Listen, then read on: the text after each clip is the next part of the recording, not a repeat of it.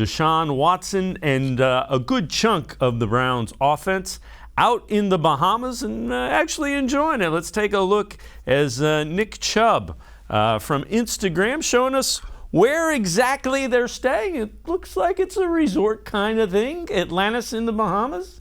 Very nice. Donovan Peoples-Jones also kind of sharing some of the sights of where the Browns offense is getting together for some team bonding as well. There's a little bit of work on the football field. And with that, let's welcome in Mac Robinson from 92.3 The Fan. So, Mac, we'll talk a little bit about what's going on out in the Bahamas. Team bonding, team building, a focus. Bahamas a pretty nice place to start that out, huh? Yeah, Dave, I reached out to my boss and tried to see if I could get sent out, a little bit of a part-timer getting sent out there, but unfortunately I wasn't in the budget.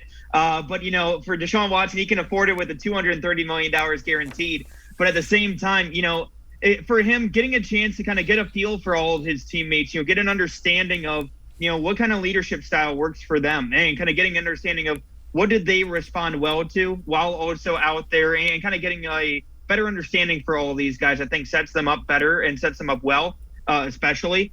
But for him, it's also just kind of showing that camaraderie. And, we've seen that, not just in the NFL, but, how I go back and think back to, in 2016 when the Cleveland Cavaliers, who were a little bit up and down, throughout that season. But once they ended up trading for Channing Frye at that trade deadline, you all of a sudden started to see everything kind of fall into place once they had that, off the field and off the court camaraderie kind of take shape.